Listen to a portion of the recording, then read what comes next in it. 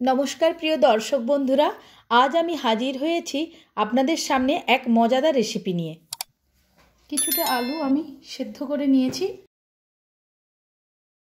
সেদ্ধ করা আলুগুলোকে আমি এভাবে কেটে নিয়েছি চৌকো চৌকো পিস করে।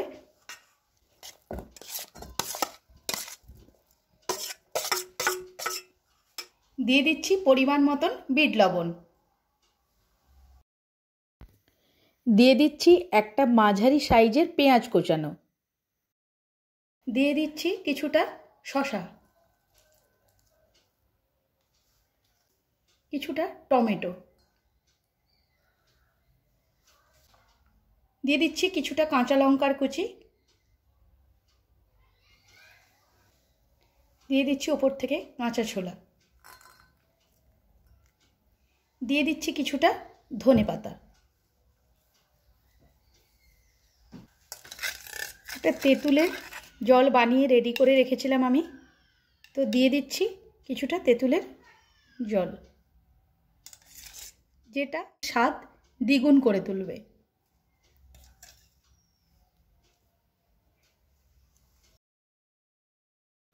এটা ভাজা জিরা আর ভাজা লঙ্কা দিয়ে আমি একটা গুঁড়ো করে রেখেছিলাম, সবশেষে এটা দিয়ে দিলাম। দিয়ে আমি এটাকে ভালো করে মাখিয়ে নেব। এখানেই এটা শেষ নয়, এরপর দেব একটি বিশেষ উপকরণ যা এটার স্বাদকে আরও বাড়িয়ে তুলবে।